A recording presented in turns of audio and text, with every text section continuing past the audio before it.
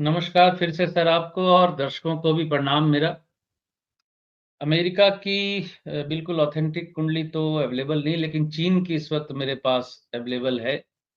चीन की कुंडली पे दृष्टि डालते हैं, चीन की कुंडली पे हमने बात भी नहीं की अभी पहले। जी।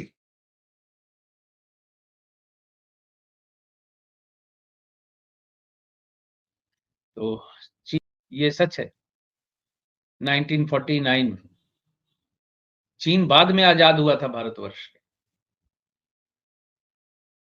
और 1 अक्टूबर 1949 शनिवार का दिन 3 बजकर 1 मिनट का समय है, बीजिंग, चाइना।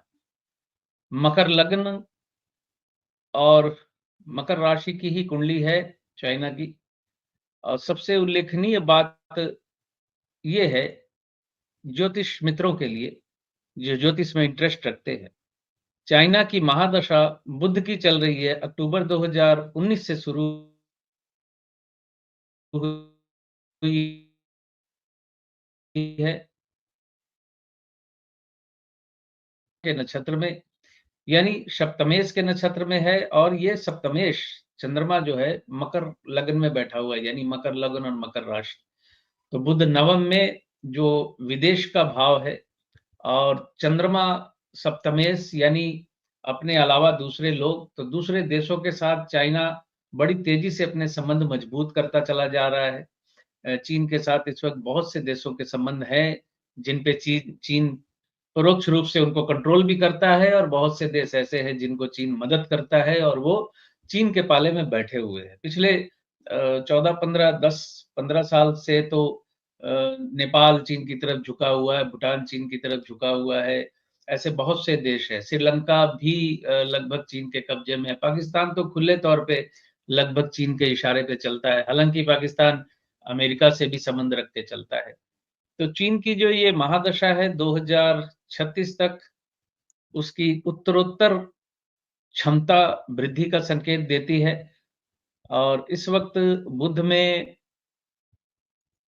चल रही है, शुक्र की अंतर्दशा, शुक्र दशमेश है और शुक्र दसम भाव में बैठा हुआ है, 26 डिग्री का और जुपिटर के नक्षत्र में। तो दशमेश दसम में बैठा हुआ है, शुक्र की अंतर्दशा शुरू हुई है मार्च 2023 से। तो ज्योतिष को महीनता से, गंभीरता से जो समझना सीखना चाहते हैं, वो समझ रहे हैं कि शुक्र की अंतर्दशा शुरू होने के बाद चीन की शक्ति बहुत बढ़ गई है।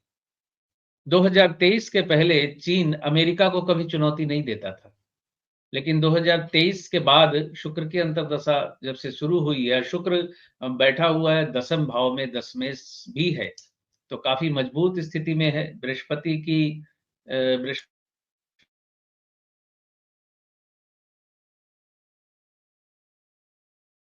का भी है बृहस्पति, तो द्वादश का मतलब विदेश नीति है। सीधी बात है, दशमेश का संबंध विदेश से संबंध, तो विदेश नीति। चीन ने इतनी समझदारी और इतनी परिपक्वता से, इतनी मैच्योरिटी से कंट्रोल की है कि आज चीन एशिया का सबसे ताकतवर देश बनने की तरफ अग्रसर है। यहाँ तक कि रूस भी उसके लगभग पीछे चला गया है शक्ति के मामले में, जबकि रूस को महाशक्ति माना जाता था। हालांकि अभी भी निर्विवाद रूप से रूस महाशक्ति है, लेकिन कहीं ना कहीं चीन रूस के लिए भी चुनौती एशिया के अंदर खड़ी कर रहा है। तो ये शुक्र की अंतर्दशा जनवरी 26 तक है। उसके बाद सूर्य की एंट्री होगी जनवरी 26 से नवंबर 26 तक। सूर्य अष्टमेश है और सूर्य फिर चंद्रमा के नक्षत्र में है। तो यहाँ मुझे लगता है सूर्य की अंतर्दशा में चाइना की विदेश नीति 2026 में कुछ गड़बड़ उसकी हो सकती है। 2026 में चाइना की विदेश नीति को धक्का लग सकता है।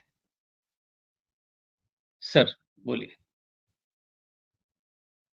लेकिन आपने अमेरिका और ट्रम्प की बारे में भी काफी स्टडी की हुई है।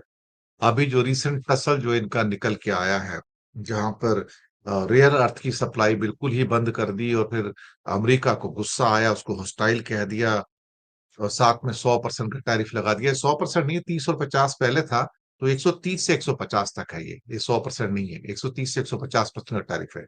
और चाइना को गुस्सा आ रहा है अभी कि आप ऐसा कैसा कर सकते हो। ये टसल कहाँ लेके जाएगी, आपको क्या लगता डोनाल्ड ट्रंप की कुंडली का आकलन करते हैं फिर से। शुक्र की अंतर्दशा है बृहस्पति की महादशा में। शुक्र कर्क राशि में लियो लग्न है और शुक्र एकादश में बैठा हुआ है चलित में,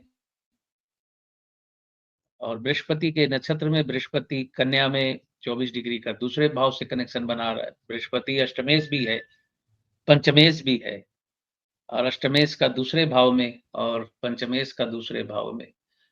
अ, पंचमेश का दूसरे से कनेक्शन जुआ फटका का इंडिकेशन देता है जातक की कुंडली में। तो ट्रंप हम देखते हैं कि वो लगातार एक बिल्कुल अचानक निर्णय लेता है, अचानक जैसे वो जुआ खेलता है, शेयर मार्केट धड़ाम होता है, अचानक कोई घोषणा करता है, शेयर मार्केट पे असर पड़ जाता है। तो इस वक़्त वो उसकी स्थिति ऐसी है कि वो ऐसे फटके बार-बार लेता है। इसके बाद सूर्य की अंतर्दशा शुरू होने वाली है बृहस्पति में।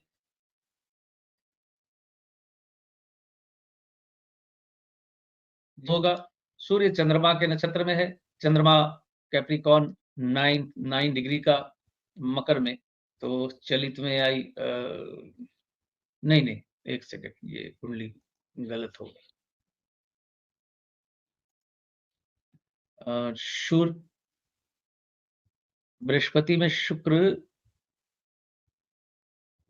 सूर्य अक्टूबर 2026 से है, 12 जनवरी 2026 से नहीं। और सूर्य की जो स्थिति है डोनाल्ड ट्रंप की कुंडली में, सूर्य वृष में यानी दसम भाव में बहुत स्ट्रांगली है और मंगल के नक्षत्र में है। मंगल हालांकि द्वादश में बैठा हुआ है।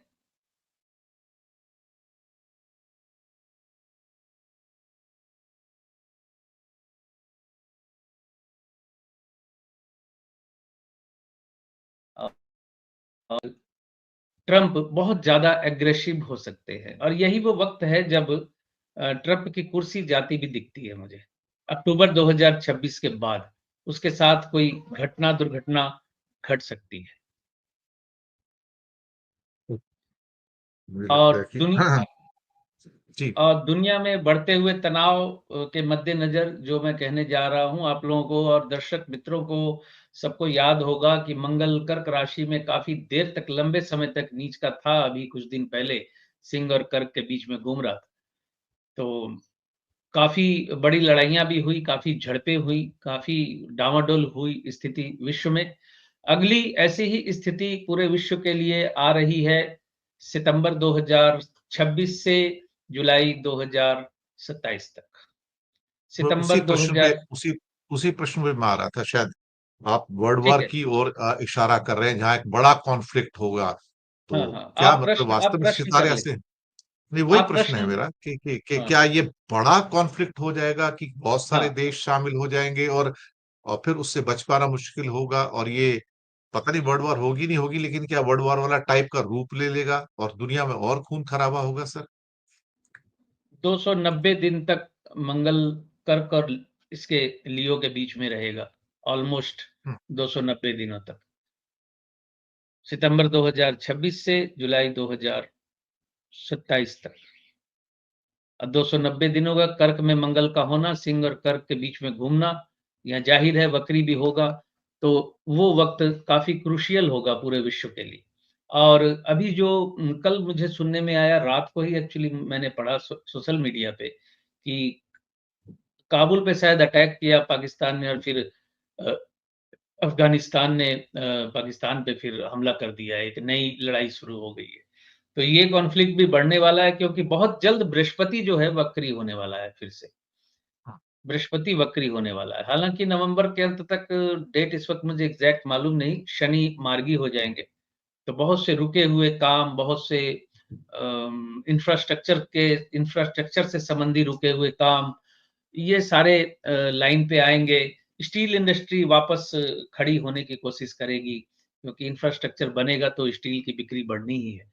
तो ये स्थिति शनि के मार्गी होने के बाद होगी। लेकिन बृहस्पति जो मूल रूप से जीव का, मानव का रिप्रेजेंटेटिव होता है, बृहस्पति का वक्री होना हमेशा मानव जाति के लिए अच्छा नहीं होता। ऊपर से बृहस्पति ऑलमोस्ट अतिचारी है और बृहस्पति 2032 तक अतिचारी रहने वाला है।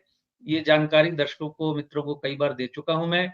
और वक्री अवस्था में फिर अतिचारी बृहस्पति, अगले 120 दिन बृहस्पति के वक्री होने के बाद से, उसकी तारीख में अगले प्रोग्राम में बिल्कुल क्लियर कट बता दूंगा, स्थिति फिर बिगड़ने वाली है और मेडिकल इंडस्ट्री पे फिर दबाव आएगा, स्वास्थ्य पे, लोगों के स्वास्थ्य पे असर पड़ेगा और वार भी एक बड़ा मुद्दा बन सकती है लोगों के जीवन हानि के लिए। तो क्या आने वाले 2-3 सालों में कोई ऐसा विश्व युद्ध टाइप का आपको लगता है कॉन्फ्लिक्ट होगा? हाँ, बिल्कुल, बिल्कुल होगा। बिल्कुल होगा। लेकिन विश्व युद्ध पे मैं ये कहना चाहूँगा कि देखिए, विश्व युद्ध का मतलब ये नहीं कि दुनिया के 207 देश जितने भी हैं पूरे एक साथ कूद पड़ेंगे। 4-5 देश ही लड़ते हैं, बड़ी शक्तियाँ आपस में लड़ती हैं। इस बार भी वही होगा, क्रिकेट के वर्ल्ड कप जैसी बात है ये। तो लेकिन फिर ये विश्व युद्ध कहला लेता है 3-4 से ज़्यादा देश अगर इन्वॉल्व हो जाए तो। और बड़ी शक्तियाँ अगर लड़ेंगी तो विश्व युद्ध ही होगा। तो उसकी संभावना, बिल्कुल प्रबल संभावना बनी हुई है। इसमें कोई संदेह नहीं है मुझे। 26 का अंत और 27-28 ये 2 वर्ष काफ़ी क्रूशियल देश और दुनिया के लिए रहने वाले हैं, क्योंकि भारतवर्ष की भी मंगल की महादशा शुरू हो चुकी है और मंगल एग्रेसिव मोड में होता है, एग्रेसिव होता है। सर, भारत भारत का कॉन्फ्लिक्ट आप किससे देख रहे हैं इस विश्व युद्ध में? भारत तो एक्चुअली मुझे लगता है न्यूट्रल रह जाएगा लड़ाई के मामले में। हालाँकि 28-29 तक भारत के भी इन्वॉल्व हो जाने के इंडिकेशन दिखते हैं, या मंगल की महादशा में राहु की अंतर्दशा जब शुरू होगी तब भारत कहीं न कहीं इसमें इन्वॉल्व हो जाएगा। लेकिन सबसे बड़ी प्रॉब्लम मुझे जो आती दिख रही है भारत की, वो फूड क्राइसिस और आपस में, जिसको हम चालू भाषा में सिविल वार बोलते हैं, आपस में ही बहुत सी कॉन्फ्लिक्ट भारतवर्ष में खड़ी हो सकती है।